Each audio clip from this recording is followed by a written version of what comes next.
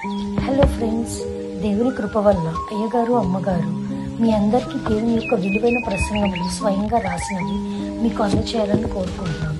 మా పుస్తకంలో సిలువ ధ్యాన ప్రసంగములు 83 ప్రసంగములు, క్రిస్మస్ ప్రసంగములు 50 ప్రసంగములు, బైబిల్లోని స్త్రీల ప్రసంగములు 72 ప్రసంగములు, మోషే సుఖోపవాస ప్రసంగములు 63 ప్రసంగములు. ఈ పుస్తకములు అయ్యగారు అమ్మగారు స్వయంగా రాసినవి మీ అందరికీ అందాలని కోరుకుంటున్నాము. మా పుస్తకములు కావాల్సిన వారు కాంటాక్ట్ అవ్వాల్సిన numbers: Bapatla reverend doctor P Jaipal గారు, phone number 9866412025. Guntur doctor P Prasadarao గారు, ఫోన్ నెంబర్ 9413685994 అండ్ 9705789407. మా పుస్తకంలో మీరు తీసుకొని చదివి ఆదరణ పొంది దేవుని మహిమపరచాలని కోరుకుంటున్నాము. Don't forget to like the video. Thank you.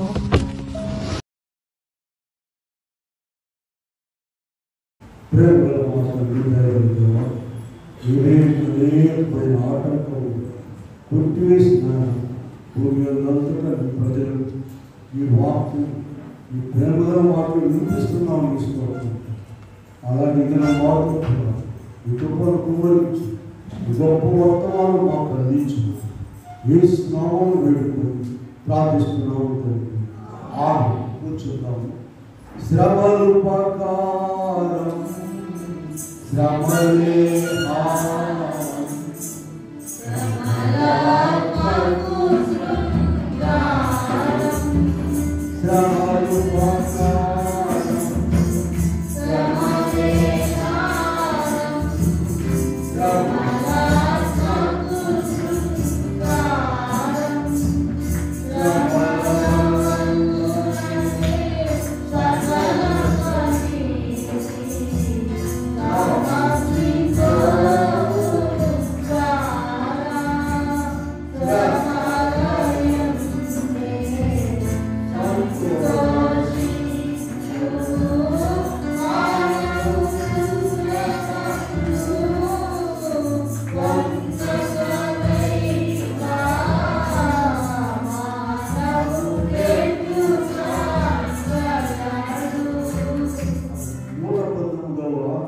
అధ్యాయంలో కీర్తన గ్రంథం 112లో మనం 71 వచ్చిన చూద్దాం. 71 అందరికీ చూడండి. బైబిల్ ఉన్నవారు నేను నీ కట్టడలను నేర్చుకున్నట్టు శ్రమ నుండి నాకు మేలాయండి. ప్రియమైన దేవుని బిడ్డలారా, ప్రభునామమున కృపా సమాధానములు దేవుడు మీకు ఎవరికి అనుగ్రహించునుగాక. భూమి మీద మానవుడు శ్రమలంటే ఇష్టపడ్డాడు. అన్ని మేలుగల కార్యాలే జరగాలి. అయితే ఇక్కడ దైవజనుడు దేవుని యొక్క సేవకుడు, భక్తి కలిగిన వాడు, పరలోకానికి వెళ్ళేవాడు ఖచ్చితంగా శ్రమ పొందాలని చెప్పి రాసిస్తాడు. దాంట్లో అనుమానం లేదు. మరి ఇప్పుడు వాడే పాటలు ఏముంది? శ్రమలోపకారము, శ్రమలే హారము, శ్రమలాత్మకు సుఖం. మరి అయితే భూమి మీద ఉన్న మానవులందరికీ శ్రమేనండి. ఎందుకంటే పాపలోకంలో ఉన్నారు, మనిషి శరీరంతో ఉన్నారు కనుక జీవితకాలం అంతా కూడా శ్రమే. యోగు గారు 7:1లో, యోగు గ్రంథం 7:1లో ఏముందంటే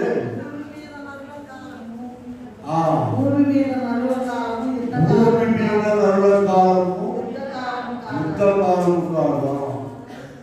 జీవించిన కాలం అంతా కూడా యుద్ధమే. అయితే ఇక్కడ 2 రకాలండి శ్రమలు. దయచేసి మనం విందాం. చాలా ముఖ్యమైనటువంటి ప్రసంగాలు దొరకవు ఎక్కడ. అయ్యగారు మరి రాసిన పాట దొరకదు ఎక్కడ. మంచి మంచి పాటలే రాస్తారు కానీ శ్రమలోపకారం అని ఎవరు రాదు. కానీ ఈరోజు విందాము. చూడండి, భూ సంబంధమైన శరీర సంబంధమైన శ్రమలు, శోధనలు ప్రతి మనిషికి ఉన్నాయండి. అవి కూడా శ్రమలే. యాకోబు పత్రిక 1వ అధ్యాయంలో మనకు 14-15 వచనాలు ఏముంటుందంటే, ప్రతివాడు తన స్వకీయమైన దురాశ చేత ఈడవబడి మరులు కొలుపబడిన వాడై శోధింపబడును. దురాశ గర్భము ధరించి పాపమును కనగా పాపము పరిపక్వమై మరణమును కలుగును. ఇవన్నీ కూడా అన్యులకు సంబంధించిన విషయాలు. ఈ శ్రమల గురించి కాదు ఇప్పుడు మనం మాట్లాడేది. భక్తి పరులు ప్రభులో ఉండి ప్రభుతో ఉండి నిత్యము ఆయన సన్నిధిలో ఆయన సహవాసంలో నీతిగా ఉన్న వారికి కూడా శ్రమలు వస్తున్నాయి. ఆత్మ సంబంధమైన పరలోక సంబంధమైన నీతి కొరకు దేవుని పనిని బట్టి కలిగినటువంటి శ్రమలు శోధనలు వీటి ద్వారా పరలోక సింహాసనం మీద కూర్చునే ధన్యత వస్తుంది. అంత ఆలోచన వీరికి రావాలి. భక్తి పనుల గురించి ఆ శ్రమల ఉద్దేశము గొప్ప బహుమానము.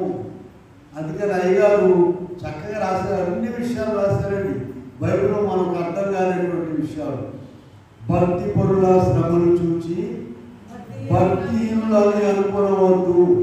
భక్తి పరుల శ్రమలు చూచి భక్తిహీనులని అనుకోవద్దు.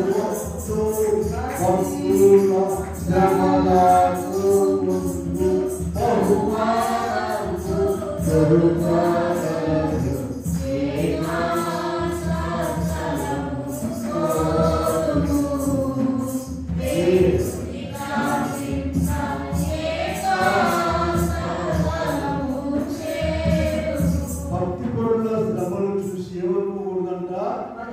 భక్తిహీనులు అనుకోకూడదు. ఇది చాలా గొప్ప అంతస్తు అండి. భక్తి జీవితంలో ఒక ఉన్నత స్థితిలోనికి వెళ్ళి ఆలోచించడం అనేది సామాన్యమైన విషయం కాదు. అబ్బో ఈయన బాగా ప్రార్థన చేస్తున్నారే, ఈ కుటుంబం ప్రభుతో ఉన్నారే, మంచి సేవ చేస్తున్నారే, వీడికి శ్రద్ధ వచ్చిందబ్బా అది రెండు రకాల ఆలోచనలు. లోక సంబంధమైన వాళ్ళు ఏం ఆలోచిస్తారు, వీళ్ళు ఏ పాపం చేశారు, వీళ్ళ భక్తి కాదు అనుకుంటారు. వాళ్ళు భక్తి పరులైతే ఓ జీవ కిరీటం కొరకు అన్ని బాగానే ఉన్నాయి, బాగా పనిచేస్తున్నారు, మరి శ్రమలు ఎందుకు వచ్చినాయి? మాట గుర్తుపెట్టుకోండి, శ్రమలోపకారము. రెండో మాట చెప్పండి, శ్రమలే హారం. ఉపకారం అంటే హారం. ఆ స్థితిలోనికి ఆ ఆలోచనలోనికి మనం రావాలంటే అది సామాన్యమైన విషయం కాదు. ఎవరు కూడా శ్రమను కోరుకోరు. కోరుకునేది చెప్పండి, మంచే కోరు. ప్రభువు కొరకు శ్రమ పడేవాడు కాదు. ఇక్కడ చూద్దాం, 7 విషయాలు చూద్దాం చూడండి. ఒకటి, మనుషులు గర్విష్ఠులు కాకుండా, గోతులోనికి పోకుండా, నరకానికి పోకుండా చేయడానికి శ్రమలు కావాలి. చూడండి, యోబు గ్రంథము 33వ అధ్యాయంలో మనం యోబు గ్రంథంలో చూస్తే 14 నుండి చూసినట్లయితే,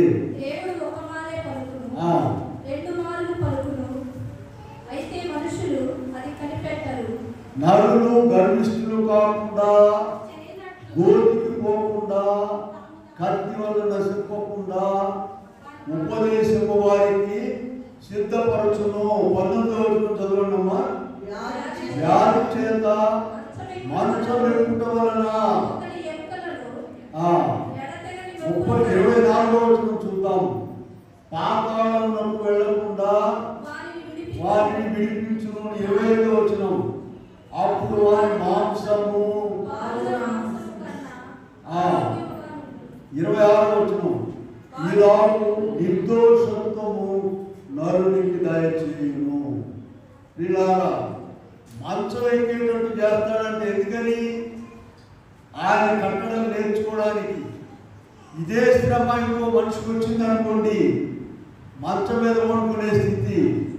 అర్మిలైన వారు ఏం చేస్తారంటే, నామకార్థమైన వారు ఉండభక్తి కూడా తిరిగిపెడతారు.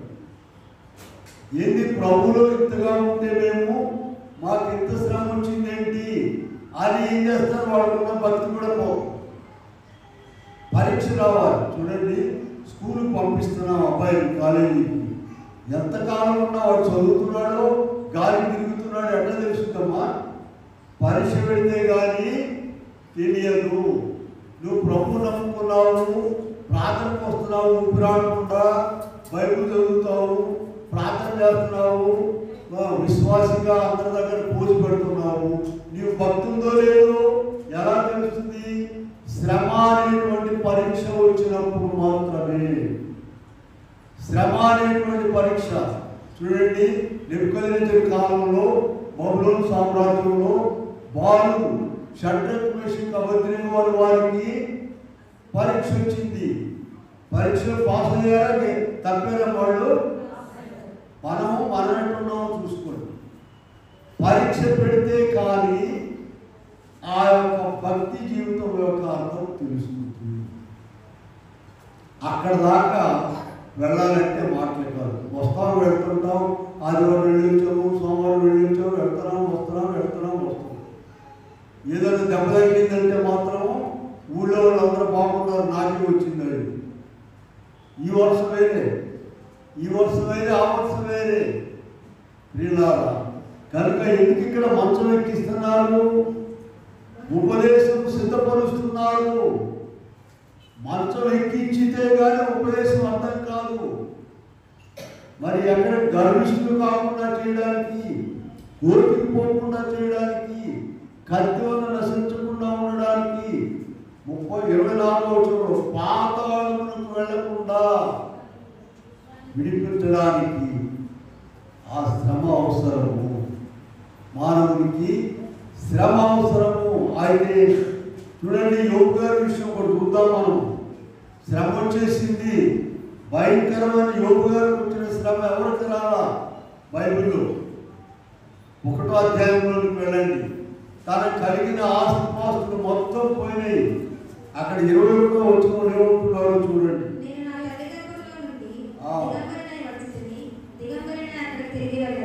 యెహోవా ఇచ్చెను, యెహోవా తీసుకుని పోయాను. అర్థం ఉందన్న వాక్యం.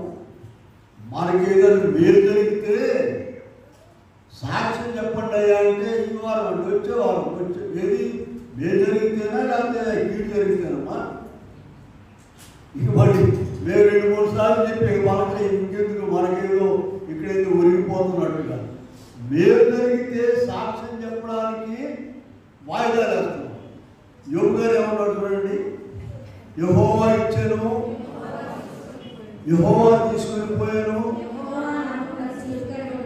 తీసుకొని పోయినాక స్తుతి చెల్లిస్తున్నారు. అది భక్తి. భక్తి అంటే అది. ఆ భక్తి నేర్చుకోవాలి మనమని అడుగు వెనకడుగు వేయకూడదు. కనుక ఆయన ఎందుకు మంచం ఎక్కిస్తున్నాడు చెప్పండి? గోతుకుపోకుండా, గర్భిష్ఠులు కాకుండా, అలాగే పాతాళంలోకి వెళ్ళకుండా ఆయన మంచం ఎక్కిస్తున్నాడు. మర్చిపోవచ్చు. అదే పరీక్ష. ఈ పరీక్షలో నువ్వు ముందుకెళ్తావా, వెనక్కి వెళ్తావా? ఆదికాండం 22వ అధ్యాయంలో నుండి అబ్రహాము గారు చాలా గొప్ప జనముగా చేస్తాను ఈ ప్రపంచం మొత్తంలో అని చెప్పాడు. దేవుడు ఎన్నో వాగ్దానాలు చేశారు 12వ అధ్యాయంలో. ఇక లేక ఆయనకు 100 ఏళ్ళు వచ్చినప్పుడు, ఆయనకు 90 వచ్చినప్పుడు కుమారుడు ఇచ్చారు. ఇచ్చి ఇంకా చాలేదని ఒక పెద్ద పరీక్ష పెట్టారు 22వ అధ్యాయంలో. చదవక్కర్లేదు, చూడండి. ఆయన ఓడిపోయాడా, పాస్ అయ్యాడా, ఫెయిల్ అయ్యాడా చెప్పండి అమ్మా. మనమైతే మనకు అంత పెద్ద పరీక్షలు పెట్టలేదు దేవుడు. 5వ క్లాస్ వాడికి 5వ క్లాస్ పరీక్ష, ఎంఏ చదివేవాడికి ఎంఏ చదివే పేపర్ నుంచి 5వ క్లాస్ వాడికి ఇస్తే మనకన్నా ఎక్కువ జ్ఞానం కలిగిన వాడు దేవుడు. అబ్రహాము గారికి పెట్టిన పరీక్ష నీకు పెట్టడు. నీకు పెట్టేది కొద్దిగా జాగ్రత్త, గుళ్ళు ఎచ్చకున్నట్టుంది. లోపల తనకెదురైపోతావో, ప్రార్థన చేస్తావో వదిలిపెట్టేశారు.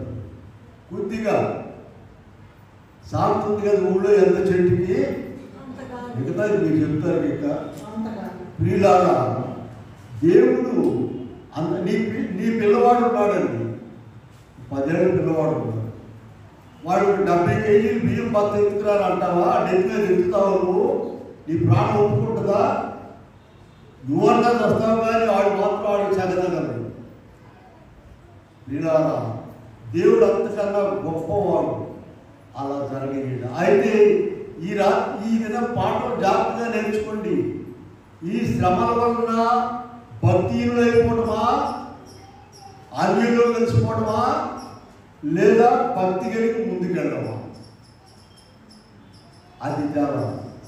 రెండో అంశం చూద్దాం. చూడండి, భక్తిని పరీక్షిస్తారు. మార్కు సువార్తలో ఇందాక చదువుకున్న వార్తను చూడండి ఒకసారి.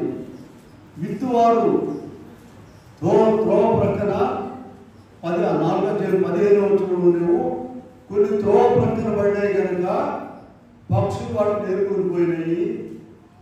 16వ వచనంలో రాతి నేలలు పడినాయి. 18వ వచనంలో ముళ్ళ పొదల్లో పడినాయి. చూడండి, ఈ రాతి నేలను పడిన వాటి విషయం చూద్దాం. 17వ వచనం చదవండి. 17వ వచనం.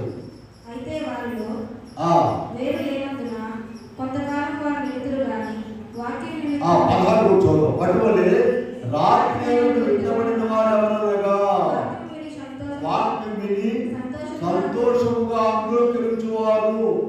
అయితే వారిలో కొంతకాలం వారు నిరుతులు కానీ వాక్యము నిమిత్తము శ్రమయను హింసయను కలుగగానే వారు అభ్యంతర పడుదురు. చూసారా, వాక్యం బాగా సంతోషంగా అంగీకరించారు. చాలా బాగుందయ్యా బాగుందయ్యా అని. ఈ వాక్యం మీద కొంచెం ఇబ్బంది వచ్చింది. ఇబ్బంది రాగానే ఏమైపోయిందంట, వేరు లేదు అక్కడ. పోయారు, కూట్టుకొని పోయారు. విజయవాడలో మీటింగ్ ఉంటే నిన్న శనివారం నాడు 2 పాత్రలు రమ్మన్నారు.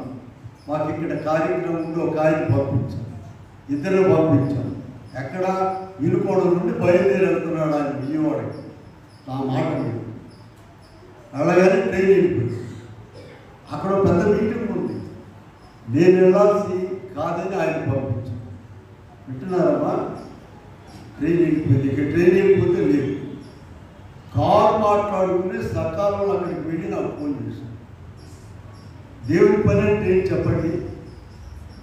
ఇక మనమైతే లోక సంబంధమైన ఆలోచన ఏంటంటే, నేను దేవుడి పని మీద వెళ్తున్నాను, నేను ఎరగదీయడానికి వెళ్తున్నాను, ట్రైన్ వెళ్ళిపోవడం ఏంటి, ట్రైన్ ఇంటికి వస్తుందా ఆగుతుందా? ఇలా దేవుడి పని అంటే ఎంతో శ్రమ, ఎంత శ్రమో చెప్పలేము. వాటిని తట్టుకొని నిలబడి ఉండాలి. ప్రభు గొప్ప దీవెనిస్తారు. లోకం వైపు చూడకూడదు, మనుషుల వైపు చూడకూడదు. చూడండి, ఇక్కడ రాతి నేలను పడిన విత్తనాలు అలా ఉండకూడదు. మనము ఏమైంది? వాక్యము నిమిత్తము 17వ వచనం చూస్తున్నారు కదా, శ్రమ అయినను హింస అయినను కలుగగానే వారు అభ్యంతర పడుతున్నారు. ఇక భక్తి లేదు, ఏమీ లేదు. ఇలా కనుక ఇక్కడ మనం చూసినట్లయితే నీకు వేరున్నదా లేదా? ఇందాక ఒకటే మాట చెప్పాను, నీకు గుర్తించుకోండి. చాలా కాలం నుండి ప్రభులో ఉన్నావు, నీవు వాక్యం ఉంటున్నావు, వస్తున్నావు, కానుకలు వారిస్తున్నావు. అసలు నీలో భక్తి ఉందా లేదా ఎట్లా తెలుస్తుందండి? పరీక్ష పెడితేనేగా. మన పెద్ద పరీక్షల గురించి చదివాము. ఆదికాండం 22లో పెద్ద పరీక్షల గురించి చదివాము. ఆయన పాస్ అయ్యాడా, ఫెయిల్ అయ్యాడా? అమ్మా, ఎప్పుడు ఉన్నది చిన్నప్పటి నుంచి విన్న మాట. ఛాలెంజ్ చేసి పాస్ అయ్యాడు. మరి నీకు తగిన పరీక్షే దేవుడు పెడతాడు. ఇందాక చెప్పాను, 6వ క్లాస్ వాడికి 5వ క్లాస్ వాడి పరీక్ష పేపర్ వేరే, ఎంఏ చదివేవాడు, బిఏ చదివేవాడు పరీక్ష పేపరు వేరు. కనుక మనము వాక్యం వింటున్నాము, అంగీకరిస్తున్నాము. మనలో వేరున్నదా లేదా? ప్రార్థన చేసుకోండి. అయ్యా, అసలు నా భక్తి పాటికి నేనే పాటి వాడిని. అయ్యా, అసలు నిజంగా నేను క్రైస్తవుడిగా ఉన్నానా లేదా, దుర్మార్గుడిగా ఉన్నానా అని ప్రార్థన చేసుకుని ప్రభు గారిని కూడా మార్చేసి ఇస్తాడు. యోబు గారి విషయం కూడా చూశాను. 1:21 వేరుంటుందా లేదా చూడండి. 1:21 యెహోవా ఇచ్చాను, యెహోవా తీసుకెళ్ళిపోయాను, యెహోవా నామమునకు స్తుతి కలుగును గాక. 40 అధ్యాయాలు ఉన్నాయి అందులో. చివరి వరకు కూడా 40 అధ్యాయం ప్రారంభంలో చూడండి, ప్రభువే స్వయంగా వచ్చేసి మాట్లాడాడు ఆయనతో ప్రత్యక్షంగా. ఆ 40 అధ్యాయం మీరు చూస్తే పేజీ తిప్పండి, ఆయనకు మొదలున్న ఆస్తి కంటే అనేక రెట్లు ఇచ్చేశారు.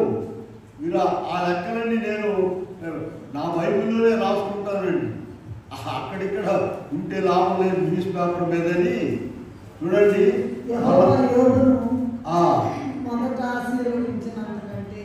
42వ అధ్యాయంలో మనం చూసినట్లయితే మొట్టమొదట చూడండి 7,000 14,000 అయింది.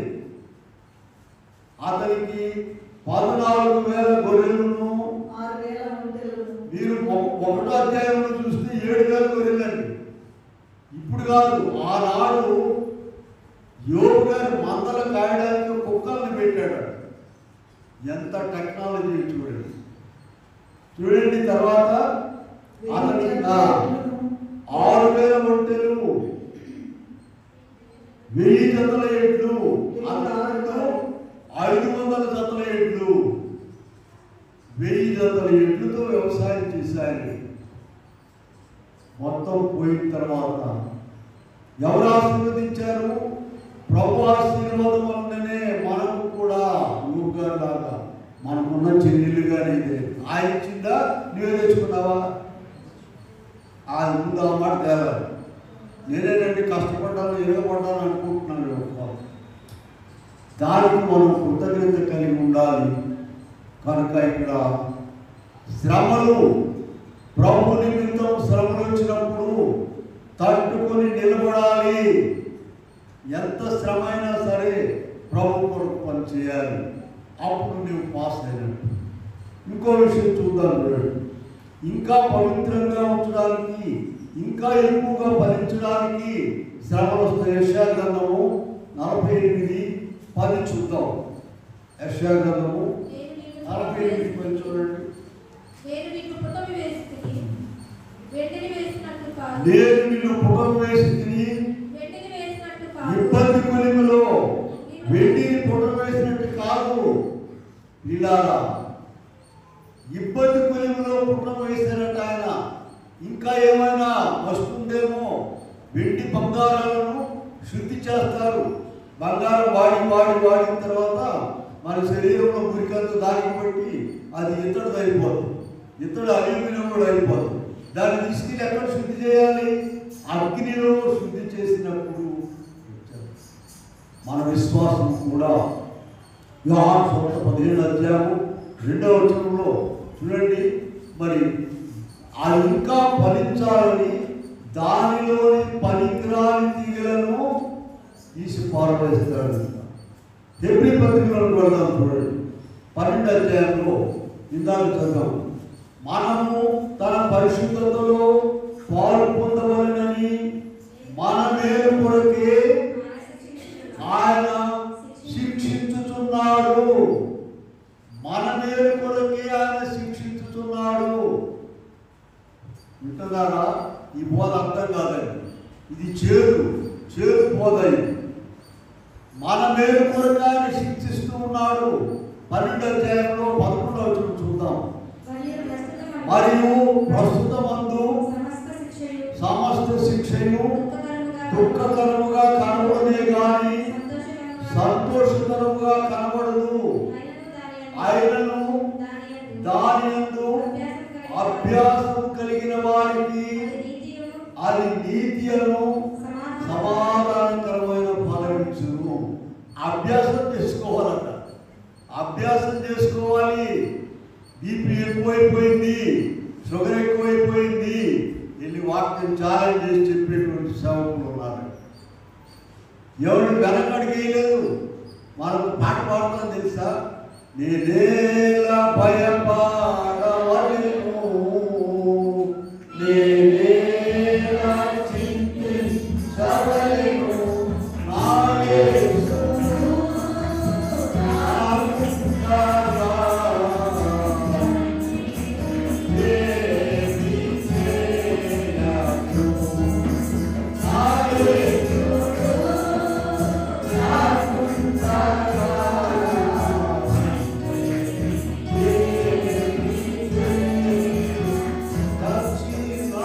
చేయకు. నా యేసు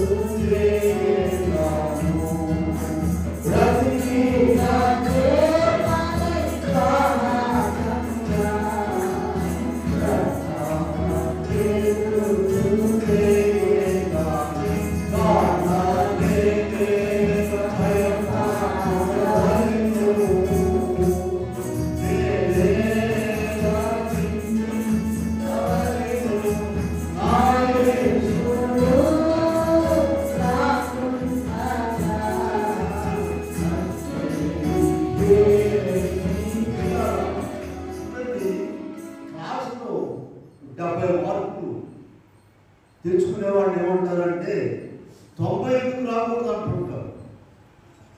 20 తెచ్చుకునేవాడిని ఏమంటారు? అది 30 20 25 వచ్చేది. తప్పేవాళ్ళ లిస్టులో ఫస్ట్ ఉండేది.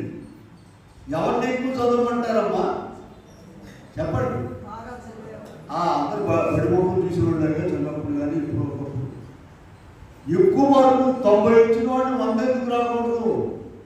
అమ్మగారు ఏమంటారంటే మా పేరెంట్స్ గారిని ఎల్కేజీ నుండి అరే క్లాస్ ఫస్ట్ ఉండరా నీకెందుకు రావు, అమెరికాలో చేరిన గారు అరే క్లాస్ ఫస్ట్ ఉండరా నీకెందుకు రాకూడదు. ఎంతో భారంగా ఉంటుంది ఈ మాట. చూడండి, అలాగే ప్రభు కూడా ఇంకా ఎక్కువ వాడికి రావాలని పెండ్లి కుమార్తె వరుసలో మనం ఇందాక మార్కు సువార్తలో 14వ అధ్యాయంలో చదివిన దాంట్లో మొన్న చూసారా? మంచి నేలలు పడిన విత్తనాలు చూడండి. అక్కడ మంచి నేలలు పడినవి ఒకటి 100 160 అన్ని మరి మంచి నేలలు పడి అయితే 3 రకాలు ఎందుకు వచ్చింది? పిల్లారా, ప్రభు వాక్యమును, ప్రార్థనను, సహవాసమును శరీరం ముక్కలైపోయినా కూడా విడిచిపెట్టకూడదు. అదే భక్తి అంటే. భక్తి అంటే ఏంటో ఊరికే పైన జనం చూడడానికి షో చేసుకుంటాం అనుకోబాకండి. భక్తి అనేది అది కాదు. భక్తి అనేది వ్యక్తిగతమైనది. కనుక అలాగూ కొన్ని పరిస్థితులను బట్టి మనం ఏం చేస్తాం? విజయవాడ బస్ స్టాండ్ దగ్గర ఒక అమ్మాయి కనపడింది, మా స్టూడెంట్. నేను గుర్తుపట్టాను. క్లాస్ ఫస్ట్ వచ్చేది. ఏమ్మా నువ్వు ఎక్కడ చేరావు, డిగ్రీలు ఎక్కడ చేరావు నేను అడుగుతున్నాను. ఆ అమ్మాయి ఏమంటుందంటే అయిపోయింది నాకు అర్థం కాదు ఆ భాష. వాళ్ళ అమ్మ నాన్న వాళ్ళు అక్కడే కూర్చున్నారు చూస్తున్నారు. అయిపోయింది. ఏమైపోయిందమ్మా అంటే ఫెయిల్ అయిపోయింది. ఆపేసేది. క్లాస్ ఫస్ట్ లేదు, గోంగోర లేదు. అది వేరే. ఇక్కడ ఏంటంటే మనము బాగా ఉన్నప్పుడు ప్రభు సన్నిధిలో పరీక్ష ద్వారానే ఈ భక్తి పరీక్షించబడుతుంది. ఈ పరీక్షలు ఏమైపోతారు చెప్పండి? 2 ఉన్నాయి కదా, మనం తప్పడము, పాస్. ఎప్పుడు పాస్ అవుతావు? ఆయనకున్న కుమారులు మొత్తం పోయారు, ఆస్తి పోయింది, 500 జతలేట్లు కూడా మట్టిలో కలిసిపోయినాయి. పాస్ అయ్యాడా? ఫెయిల్ అయ్యాడమ్మా? అప్పుడు నీ సంగతి ఆలోచించుకోవాలంటే ప్రభు ఇప్పుడు కొంచెం మమత దొరికితే చాలు. ఆదివారం లేదు, ఏమి లేదు, ఇంటికాడ ప్రార్థన లేదు, వాక్యం చదవడం లేదు, ఏమి లేదు. ఇలా కనుక ఇక్కడ చూడండి, ఇంకొక మాట చూద్దాం మనం. చూసినట్లయితే రోమా పత్రికలోనికి వెళ్దాం, చూద్దాం. 5వ అధ్యాయము 3 నుండి చూద్దాం. రోమా పత్రిక 5:3 నుండి చూద్దాం. శ్రమ ఓర్పు పరీక్షను పరీక్ష నిరీక్షణను కలుగజేయనని ఎరిగి శ్రమలయందు అతిశయపడదము.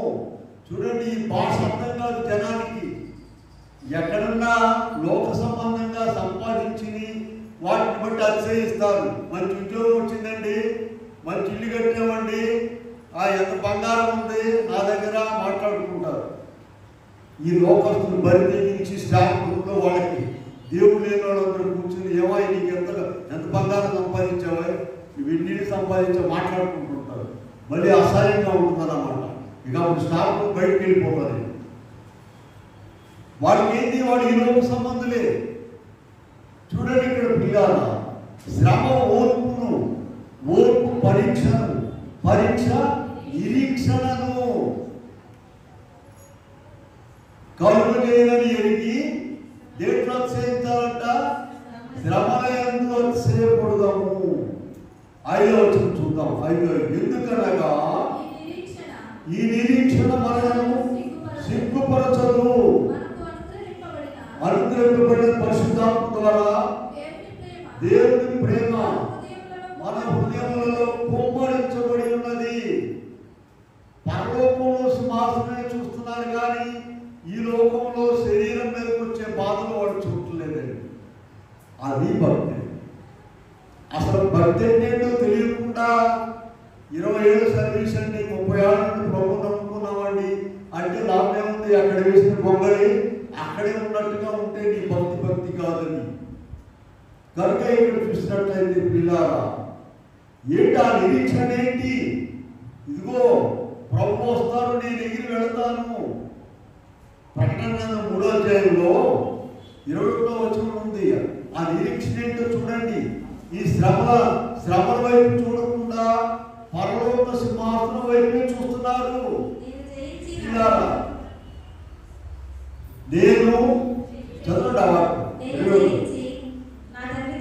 నేను జయించి నా తండ్రితో కూడా ఆయన సింహాసనం ముందు కూర్చుంటున్నాడున జయించు వారిని.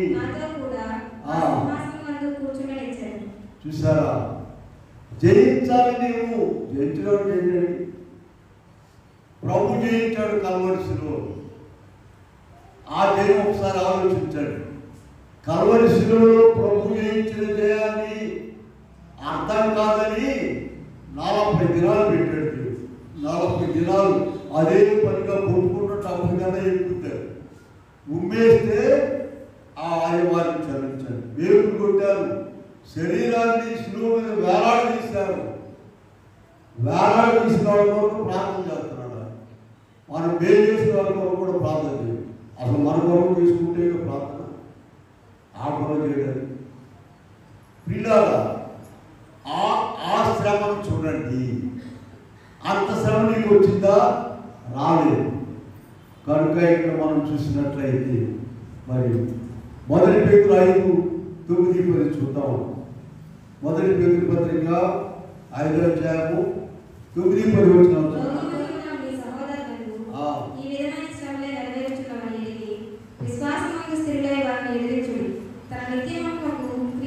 లోకమందున్న మీ సహోదరులందు ఇవి నెరవేర్చున్నవని ఎరిగి విశ్వాసమందు స్థిరులై వారిని ఎదిరించుడి. భక్తులైన వారికి ఇంత శ్రమ పడుతున్నారు.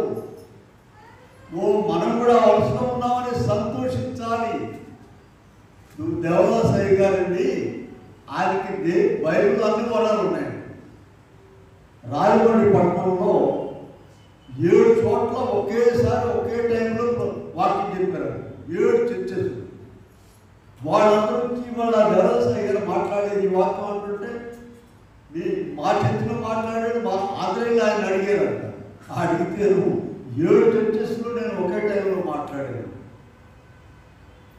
ఆయన ఎంత గొప్పవాడంటే ప్రభువుని పక్క కుర్చీలో ఎందుకు చెప్తున్నానంటే మీకు ఒక మంచి మాట చెప్పబోతాను. అందుకని పక్క కుర్చీలో కూర్చోబెట్టుకొని మాట్లాడేవాడు. ఆయన ఏం చెప్పాడు తెలుసా? నేను కొలిమి ఖాళీ చేసి వెళుతున్నాను, కలిమి కావలసిన వాడు కొలిమిలోకి రండి అని. ఇది బాగా అవి బాగున్నాయి. కానీ ఏమండి, కొలిమంటే ఏంటో తెలుసా మీకు? ఇనుమును వంచుతుంటారు అక్కడ వేడి ముగ్గులేసి, ఆ ఎంతో వేడి పెడితే కానీ అది కరిగిపో. మరి అటువంటి ఆయన రాసిన పాట అది.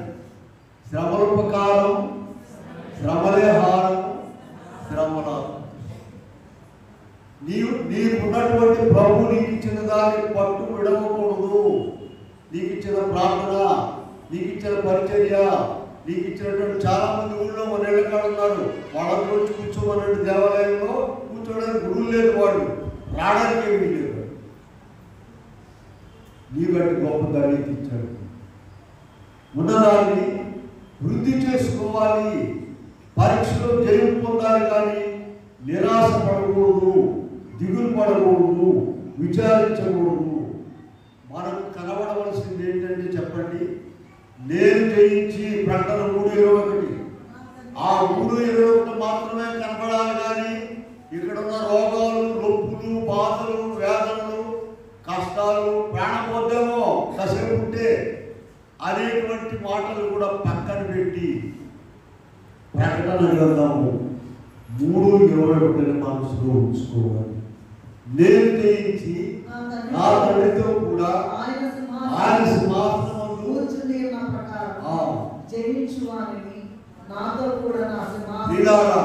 అందరూ సిద్ధపడతారు. చూడండి, పెళ్లి పిలుపు వస్తుంది కదండి, అందరూ సిద్ధపడతారు. బాగా సాయశక్తులు సిద్ధపడి మంచి బట్టలు వేసుకుని ఇక్కడ తయారై వెళ్తారు కదమ్మా. 3 రోజుల నుంచి ఏం బట్టలు వేసుకున్నావు ఆలోచించాడు.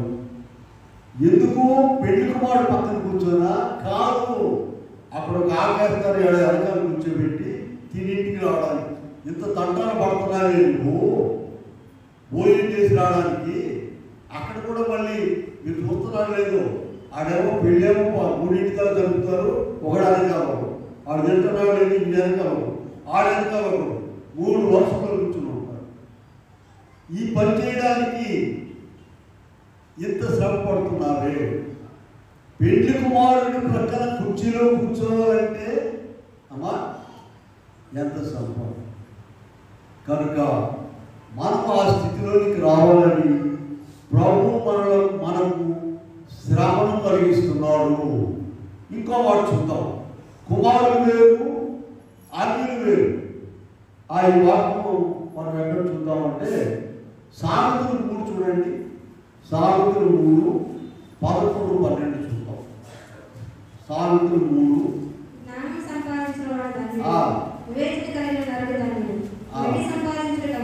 నా కుమారుడా, యెహోవా శిక్షను తృణీకరింపవద్దు, ఆయన గద్దింపులకు విసుకోవద్దు. తండ్రి తనకి ఇష్టడైన కుమారుని గద్దించు రీతిగా. ఇలా ఈ వాక్యాన్ని జాగ్రత్తగా ఉంచుకోండి. నేను బాగానే ఉన్నానే, బాగానే చదువుతున్నానే, వాక్యము ప్రార్థన చేస్తున్నానే, ఎక్కడ వచ్చింది తప్ప లోపం అలా ఆలోచించబాక. నిన్నింకా వెలుగు పెట్టడానికి ఇందాక మాట చెప్పాను, గుర్తుందా? 70 మార్కులు తెచ్చుకున్నవాడు ఏమంటారమ్మా? 90 ఎందుకు తెచ్చుకోకూడదు? నువ్వు 100కు 100 ఎందుకు రాకూడదని 71 అంటారా, 21 అంటారా? గవర్నమెంట్ కాలేజీలో పనిచేసేటట్టు నేను మొట్టమొదటి క్లాసులో నన్ను పంపిస్తారు. ప్రిన్సిపల్ గారు జయపాల్ గారు ఏంటి నాకు మంచి మాట చెప్పాలి. నేనేం చెప్తానంటే వాళ్ళకి, అబ్బాయికి చేరేది మంచిది, 7 తప్పేవాళ్ళు చేతులు ఎత్తాడు. వాడు నిన్న కాక మొన్న కొత్త ప్యాంట్ వేసుకుంటే నేనేమంటానంటే తప్పేవాడు ఏమన్నా మంచి ప్రశ్నండి వాళ్ళకి చెప్తా. అబ్బాయి గవర్నమెంట్ కాలేజీ పొద్దుంది, ఎక్కడెక్కడ సీట్ రాదు, 10th క్లాస్ 10 మార్కులు జరిపినప్పుడు కూడా 7 సీట్లు ఇస్తాం. ఖచ్చితంగా సగం మంది తప్పుతారు, నువ్వు అందులో ఉంటావేమో జాగ్రత్త చెప్తాను. ఇవాళ చెప్పిన మాట రేపు గుర్తుపెట్టుకోండి, సగం మంది తప్పుతారు ఇందులో. ఇప్పుడు అందరూ కూడా బాగానే తిరుగుతుంటారు, చక్కగా పోసి పెడతా ఉంటారు బాగా చదివేవాళ్ళు. మరి సగం మంది ఎందుకు తప్పుతున్నారు? ఆ తప్పేవాళ్ళు నువ్వు ఉండకూడదు. అదే ఇక్కడ కూడా గుర్తుపెట్టు. మనం కూడా పరీక్షలు అనుకోబాకండి, అటెండెన్స్ చేయట్లేదు అనుకోబాకండి. మనం కూడా దేవుడు మనం ఎట్టున్నామో చూస్తుంటాం. కనుక ఇక్కడ చూస్తే మరి సామెతల గ్రంథంలో 3వ అధ్యాయంలో 12 తండ్రి తన ఇష్టుడైన కుమారుని గద్దించు రీతిగా యెహోవా తాను ప్రేమించు వారిని గద్దించు. ఇలా ఎంత గొప్ప మాట. నీవు ఆ గద్దింపును తృణీకరించొద్దు. రోగం ఎక్కువైనా సరే చూడండి, డాక్టర్లకు పరమ డాక్టర్ ఆయన దగ్గర నీవు ఉండి నీవు భయపడాల్సిన పని లేదు. ప్రకటన గ్రంథంలోకి వెళ్ళండి. ప్రకటన 3:10 చూద్దాం ఒకసారి.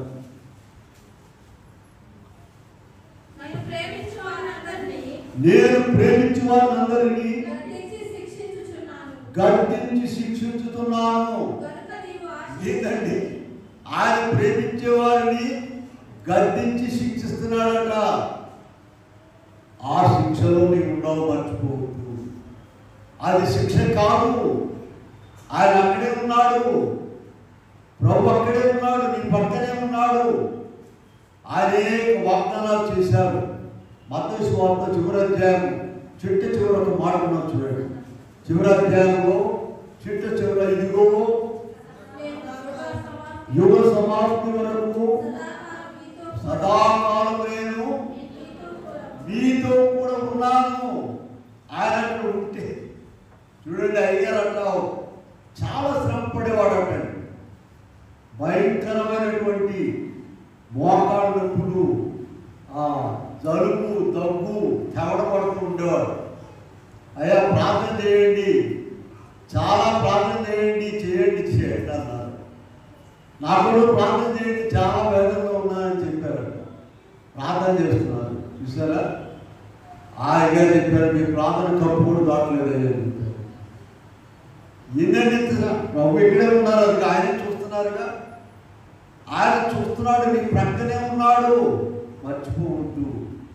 నీవు బెమ్మెలెత్తిపోనక్కర్లేదు, ప్రభు నాతో ఉన్నాడని ఆలోచన నీకుందా? ఇలా దేవుని సేవకుల చరిత్ర చూస్తే వాళ్ళు ఏమి లేకపోయినా, బిడ్డ లేకపోయినా, వాళ్ళు పోయినా, అన్ని పోయినా ప్రభు సేవలు, ప్రభు పనిని మాత్రం వదిలిపెట్టలేదండి. వాళ్ళకి కనబడుతుందా ఏం చెప్పండి? ఇదిగో ప్రకటన గ్రంథంలో ఉన్నటువంటి ఆ పరలోక సింహాసనమే కనబడుతుంది, కానీ ఇవన్నీ కనబడుతుంది. మనం కూడా వాటిని నేర్చుకోవాలి. కుమారులుగా ఉంటేనే ఇప్పుడేం చెప్పాము? సామెతలు 3:11-12లో, ప్రకటన 3:19లో ఆయన ప్రేమ పొందేవారు ఎవరు చెప్పండి? కుమారులు మాత్రమే. ఆ కుమార్తెగా ఉండాలంటే చూడండి, ఇంటికి వెళ్ళాం అనుకోండి, బయటకు వచ్చిన వాళ్ళందరూ ఏం చేస్తారు చెప్పండి అమ్మా? బయట కూర్చోండి, చూసి కూర్చుంటారు. కుమార్తెలు ఏం చేస్తారు? బయట కూర్చుంటారా? తలుపులు గిలుపులు తన్ని ఎవరో తీస్తారు, నువ్వు తలుపు మా చిన్నవాడు తలుపు కొడతాడు, సెకండ్ హాస్పిటల్ ఇంకోటి ఏం చేస్తారు మీరు? తలుపు. ఈ మాట ఎవరన్నా కానీ చెప్పండి. కుమారులు, మనం కుమారుల వరుసలో ఉండాలని ఇదిగో సామెతలు 3:12 చెప్తున్నాము. తండ్రి తనకి ఇష్టమైన కుమారుని గద్దించు రీతిగా, ప్రకటన 3:19 నేను ప్రేమించు వారిని అందరినీ. పిల్లారా, ప్రభు నాతో ఉన్నాడు, ఆయన తెలియకుండా ఏం జరగదు. నాకు ఈ శ్రమ రావడం, దావీదు గారండి అన్ని రకాల ప్రార్థనలు చెప్పారండి. ఒక ప్రార్థన నాకు చాలా ఆశ్చర్యం వేస్తుంది.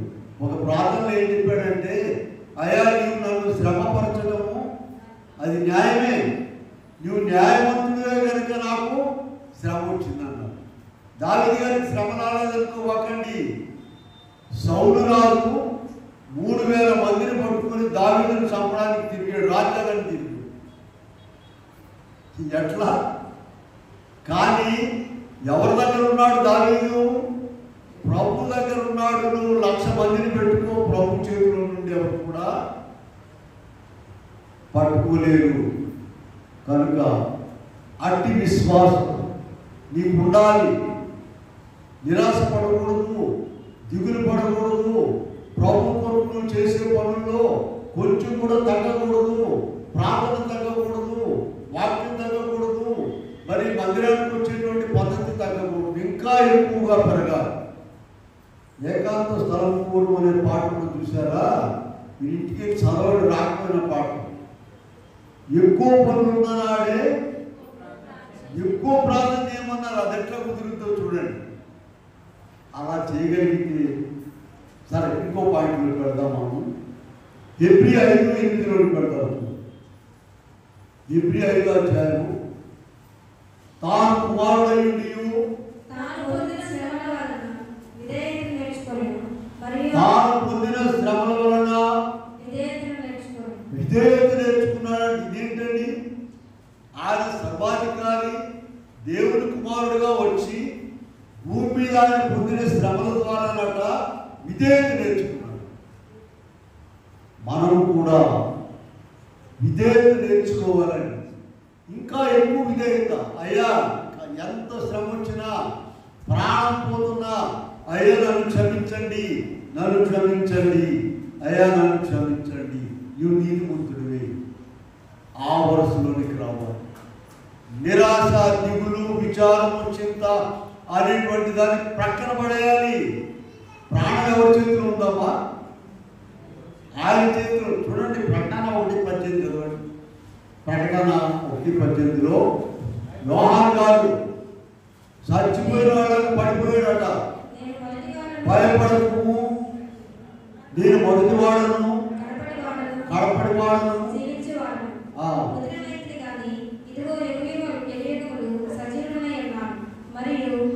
మరణము యొక్కయు పాతాళ లోకము యొక్కయు తాళపు చెవులు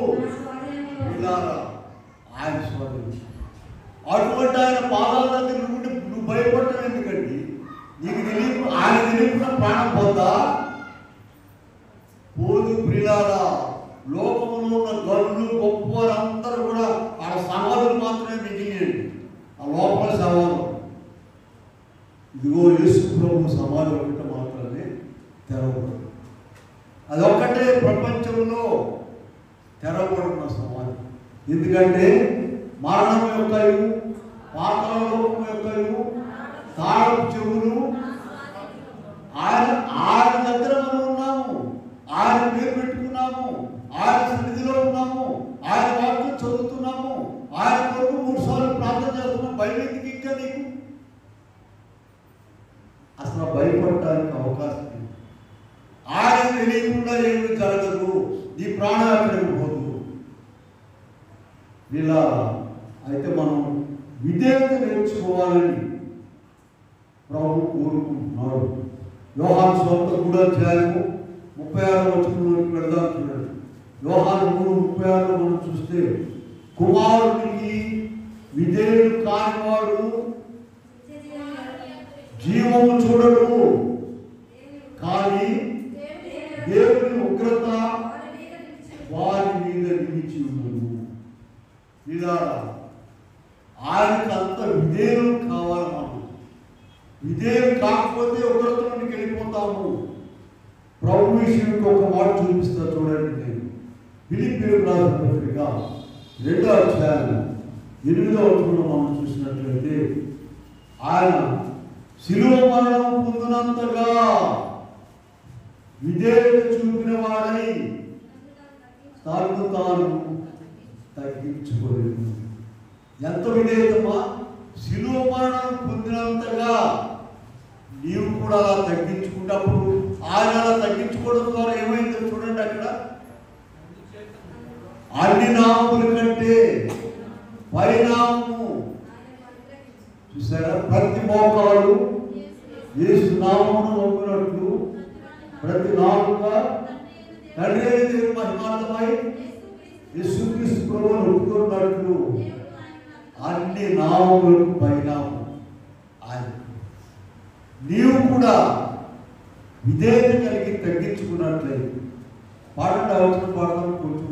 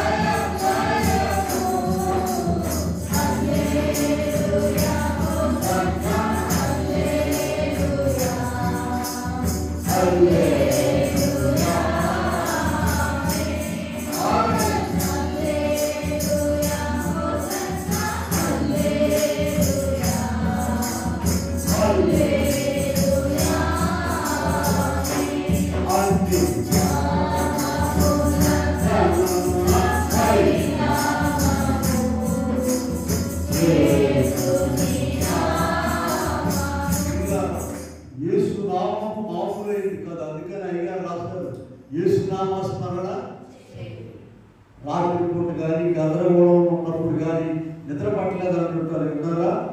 యేసయ్య యేసయ్య అనుకో చాలు. ఈ మనసు ఎటు పోలేకుండా యేసునామ స్మరణ చేయటం వలన ఎంత కీడైనా తొలగిపో అంతగా హెచ్చించబడ్డారు. మనము కూడా అలా హెచ్చించబడాలంటే మనం కూడా శ్రమల ద్వారా విధేయత నేర్చుకోవాలి. శ్రమల ద్వారా విధేయత నేర్చుకోవాలి. సరే, చివరిగా బహుమానం పొందడానికి మనము రోమా 8:18 చూడండి. రోమా 8:18 చూసినట్లయితే మన ఎడల ప్రత్యక్షం కాబో మహిమ ఎదుట ఇప్పటి కాలం శ్రమలు ఎన్నదగినవి కావని ఎంచుచున్నాము.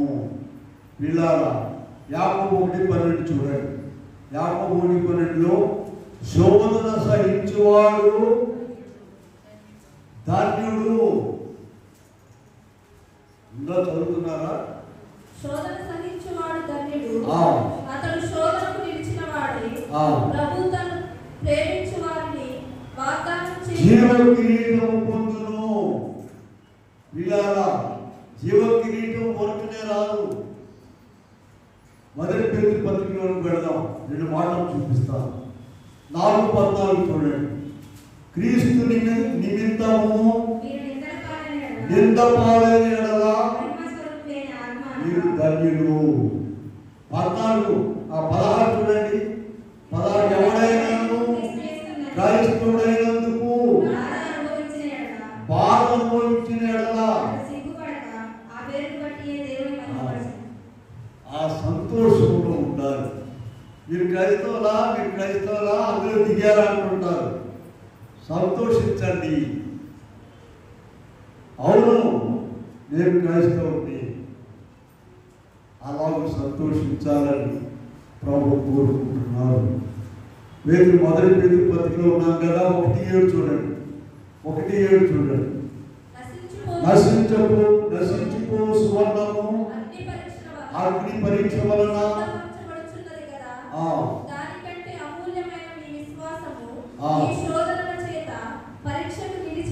క్రీస్తు ప్రత్యక్షమైనప్పుడు మీకు మెప్పును మహిమయు ఘనతయు కలుగును. పిల్లారా, ఆయన మధ్యాకాశంలోకి వచ్చిన తర్వాత ఈ నామకర్తమైన వాడు తుప్పు దూలంతా కూడా గాలికి ఎగిరిపోతుంది. పుట్టులాగా ఎగిరిపోతుంది. ఇదిగో శ్రమలను తట్టుకొని ప్రభు కొరకు నిలబడిన వారే ఒక మాట చెప్పే గుర్తుపెట్టుకోండి. ఆయన నిద్రపోయే ఆయన కాదు, లేపడానికి ఆయన నీ ప్రక్కనే ఉన్నాడు, నీలో ఉన్నాడు. కనుక ఆయన గొప్ప కార్యములు చేస్తారు. ఇప్పుడు 1:7 చూసాం మనం. మొదటి పేతురు ఆయన ప్రత్యక్షమైనప్పుడు నీవు మెప్పును మహిమయు ఘనతయు కలుగుతుంది. ఇదిగో ఇలా మీరు పరీక్షించబడి పరీక్షలో గెలిచినట్లయితే ఇలా చివరిగా మీకు ఒక మంచి మాట చూపించి నేను ముగిస్తాను. హెబ్రీ పత్రికలోకి వెళ్ళండి. అందరూ కూడా వెళ్ళండి. హెబ్రీ పత్రిక 11వ అధ్యాయంలో 36 నుండి 38 వరకు భయంకరమైన పరిస్థితులు ఉన్నాయి. అక్కడ చూడండి. 36 నుండి చదవండి. మరికొందరు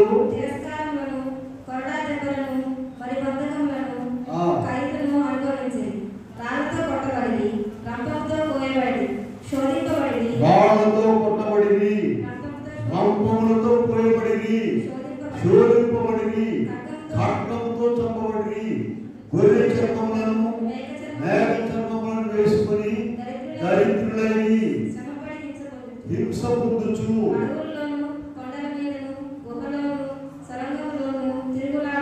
చూసారా ప్రభు కొరకు ఎంత గొప్ప పని చేశారు. చిన్న చిన్న వాటికి భయపడి 35 చూడండి. వారు ఎందుకు అలా విడుదల పొందలేదు?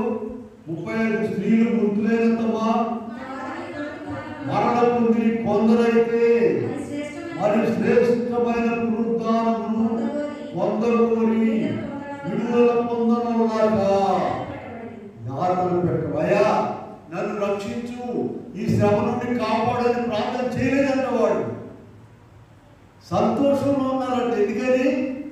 కిరీటం అక్కడే ఉంది.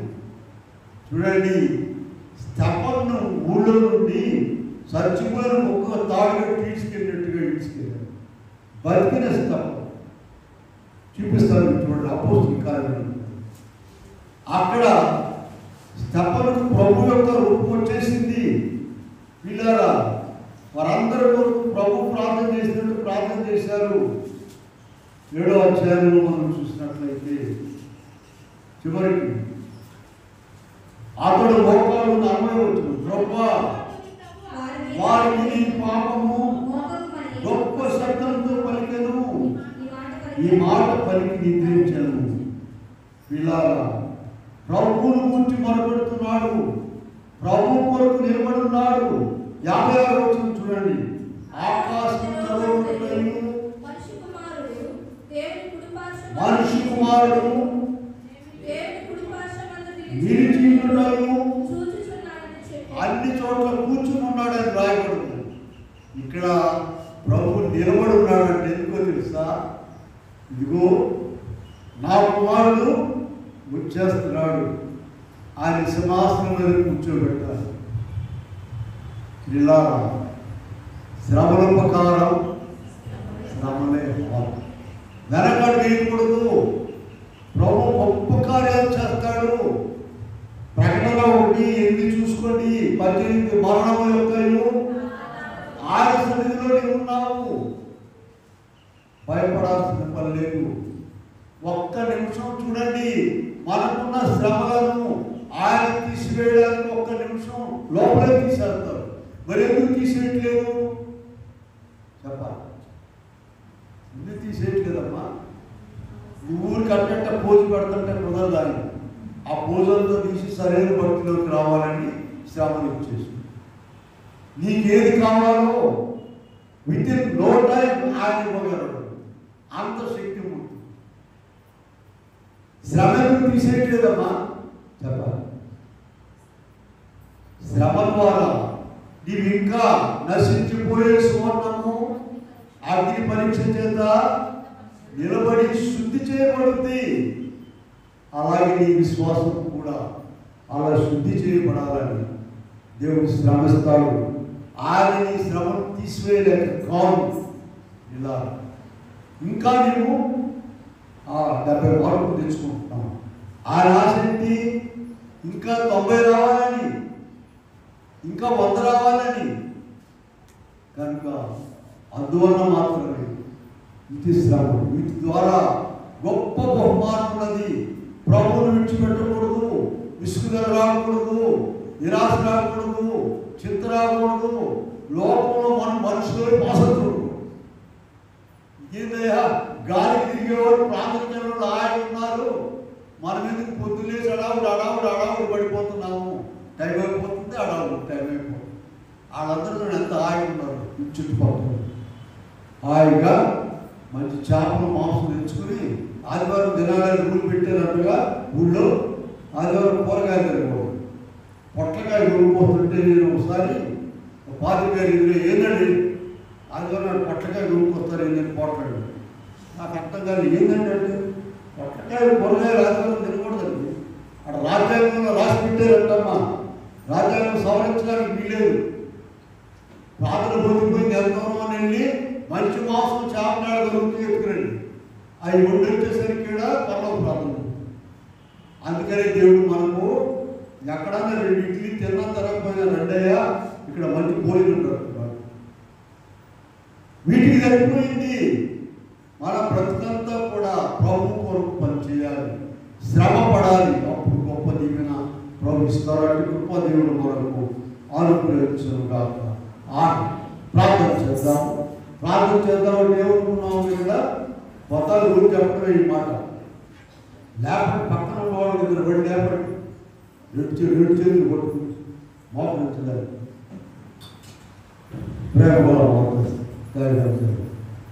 శ్రమలు మా యొక్క జీవితాలు అవసరం ఉన్నాయి.